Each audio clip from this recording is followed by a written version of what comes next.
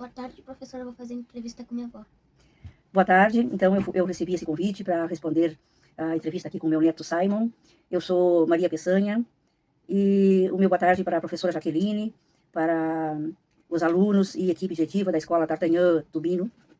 Como era a cidade quando você era jovem? O que mais te chamava a atenção? Bom, eu sou natural de Dom Pedrito, então vou falar um pouco da minha cidade e fazendo uma comparação com a cidade de Quaraí também, porque são cidades do Rio Grande do Sul, do Brasil, né? Então, na minha época, quando eu era adolescente, criança, as coisas eram mais ou menos parecidas. A minha cidade era pouco povoada, as ruas eram de terra, de chão batido, e o que mais me chamava a atenção, que eu lembro, assim, eram dos táxis naquela época, que eram motor de tração, como se chamava, né? As carroças, os charretes com toldo, assim, para não chover, e puxados a cavalo. E eu lembro de andar de charrete, de táxi, com a minha avó, naquela época. Era o que mais me chamava atenção e eu gostava muito, inclusive. Vamos à próxima perguntinha? Quais eram as principais atividades das pessoas na época? Trabalho, lazer, festas.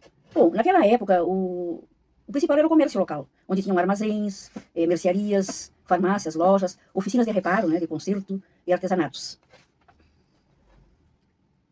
Próxima. Tá. O que mudou mais na cidade ao longo dos anos? O que mudou ao longo dos anos foi a evolução, o crescimento populacional, a indústria e a tecnologia, porque antes as ruas, como eu falei antes, eram de terra, hoje já tem pavimentação, a iluminação vem melhorando, e eu gostaria de falar um pouquinho sobre essa questão da iluminação.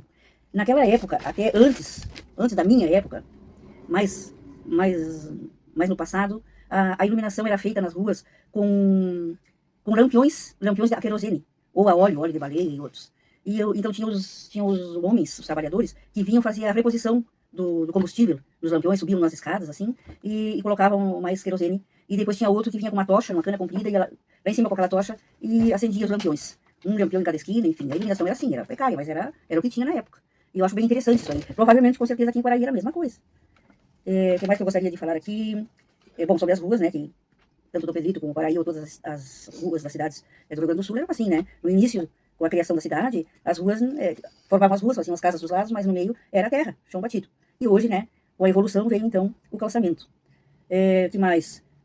A paisagem urbana também melhorou bastante com a construção dos edifícios, que naquela época eram apenas casas de construções antigas, muito bonitas, inclusive, né? Hoje temos também o acesso à internet, temos o comércio eletrônico, e as coisas, então, vêm evoluindo. Essa evolução, esse crescimento é muito importante para nós e para as nossas cidades. Ainda sobre o que mudou nas cidades ao longo dos anos. Eu gostaria de falar sobre a remoção dos dejetos humanos, das fezes, da urina, que hoje a gente tem esgoto subterrâneo, né? Naquela época a gente não tinha nas cidades. E lá em Dom Pedrito, no museu, aqui deve ter também as fotos, que mostravam os homens, os trabalhadores, carregando esses dejetos num barril dentro de uma carroça.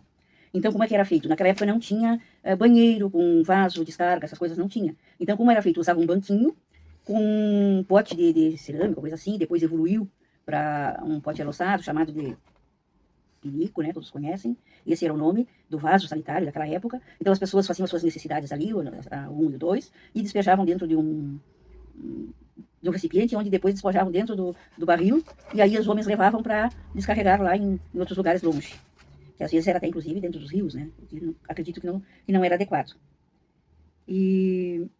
Bom, o principal, eu acho que eu falei, esse trabalho era feito principalmente por escravos na época e depois, então com pessoas de baixa renda, pessoas com baixo poder aquisitivo, né, pessoas pobres, que não estudaram, que não tinham cultura, então que precisavam de um trabalho e faziam esse trabalho. E o mais triste da história é que havia um homem chamado Tigres. Mas por que Tigres? Porque antes do barril e do tonel, ainda eles carregavam hipóteses na cabeça. E aí o que acontecia? Vazava aquilo pelo corpo deles. E aí manchava o corpo deles, o ácido da urina manchava o corpo, e eles de pele morena ficavam com partezinhas brancas, ficavam rajados, então por isso era um apelidado de Tigres.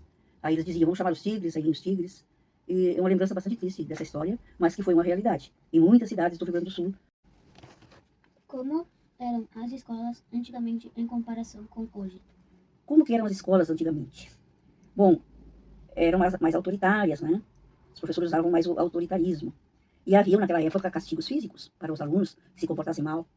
Inclusive, as pessoas colocavam de joelho nos grãozinhos de milho, colocavam os grãozinhos de milho no canto da sala, e o aluno tinha que se ajoelhar ali para pensar e aprender o que ele errou, se ele não foi educado, se ele faltou com a educação, com o colega ou com o professor, se ele não fez os temas que tinha que fazer, ele ia para o castigo. E também teve o tempo da palmatória, que eram umas reguadas que o professor dava na mão, o aluno tinha que mostrar a mão ao professor, e o professor dava uma reguada na mão. Era o castigo por aquilo que ele havia cometido de falta, de algum erro. assim que eram as escolas antigamente. Havia muito respeito, mas, de certa forma, mais por medo do que por educação que trouxesse de casa. O certo é o aluno trazer de casa a educação.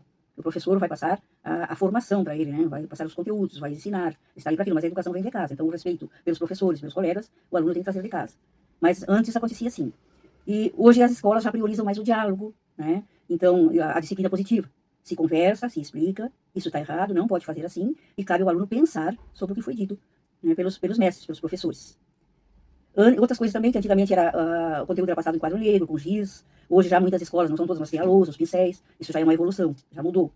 Então hoje a melhoria dessa situação aí da lousa, né? Da maneira como os professores podem passar o conteúdo. E também uma outra evolução hoje, que algumas escolas já usam o tablet, usam o notebook, né? Então a tecnologia está avançando, e isso é muito importante.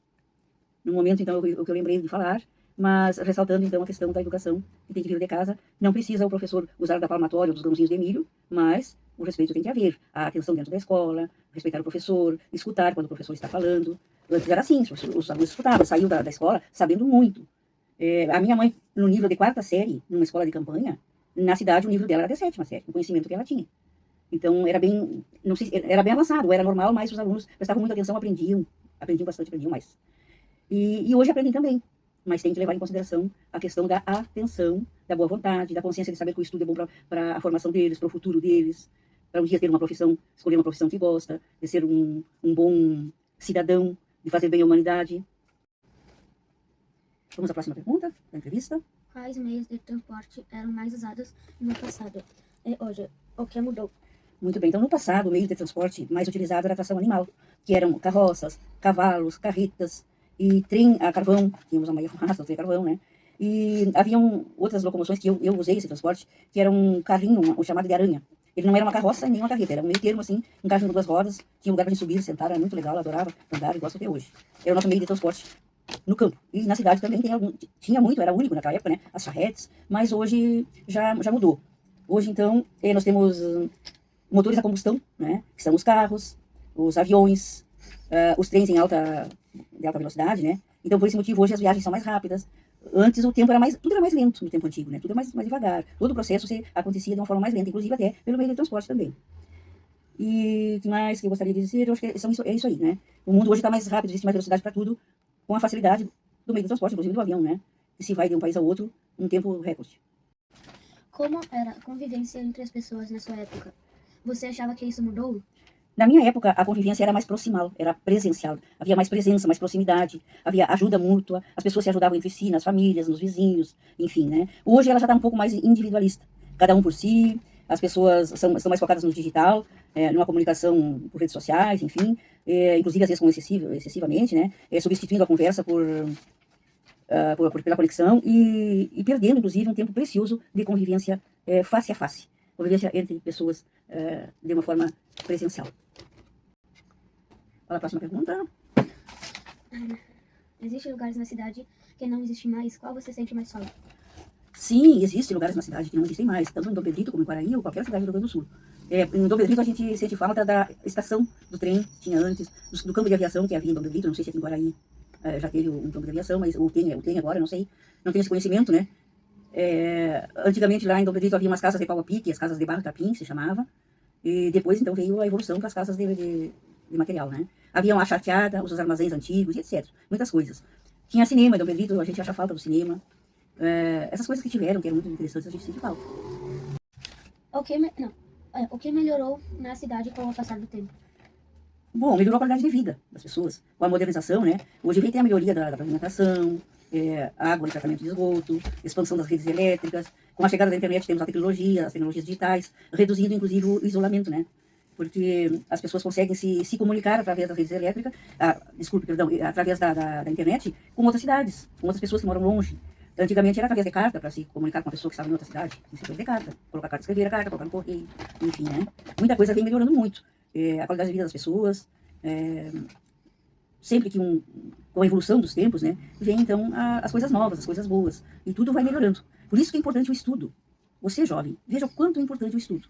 Porque se as crianças, os adolescentes, os jovens, os adultos não estudarem, não teremos a ciência. Como as coisas vão melhorar num país e no mundo? Vejam como o estudo é importante, como as pessoas são importantes. Cada um de vocês da escola D'Artagnan Tubino, cada um de vocês poderá ser muito importante para o mundo. não é?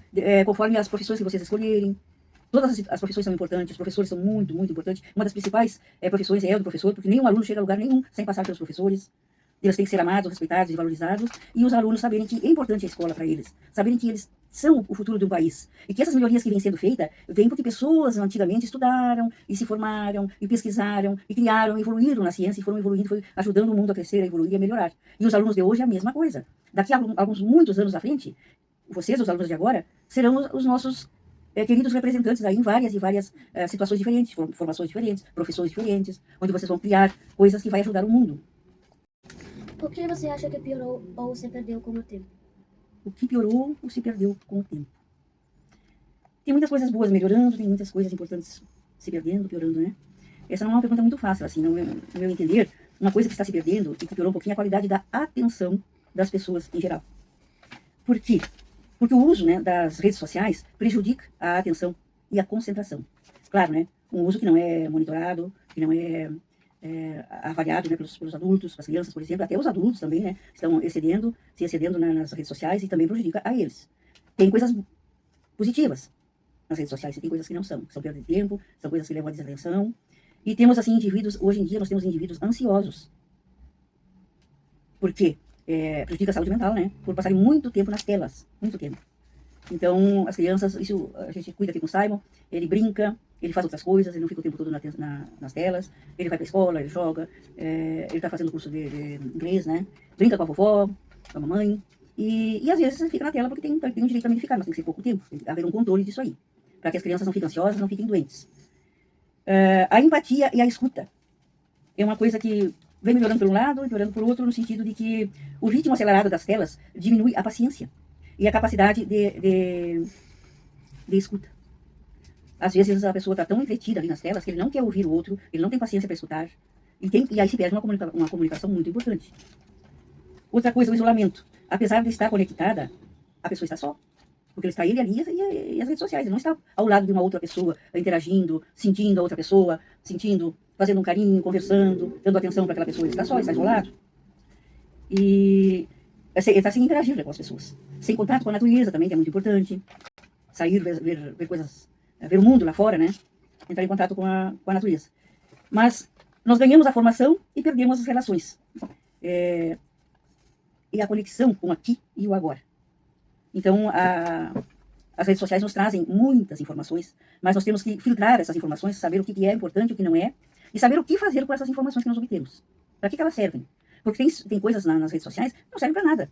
Que conselho você daria para os jovens de hoje sobre cuidar da cidade e da comunidade? Bom, eu aconselho os jovens de hoje que cuidem da sua cidade da seguinte forma. Não jogue lixo no chão, guarde o lixo no lixo, respeite as pessoas, seja carinhoso com as pessoas, seja bom, ser bom, tem que ser bom. Uma pessoa boa é aquela pessoa que trata bem o outro e que trata bem a si mesmo. Eu aconselho a vocês, jovens, que cuidem, jovem, cuide de você. Estude, diga não às drogas, seja consciente e seja honesto.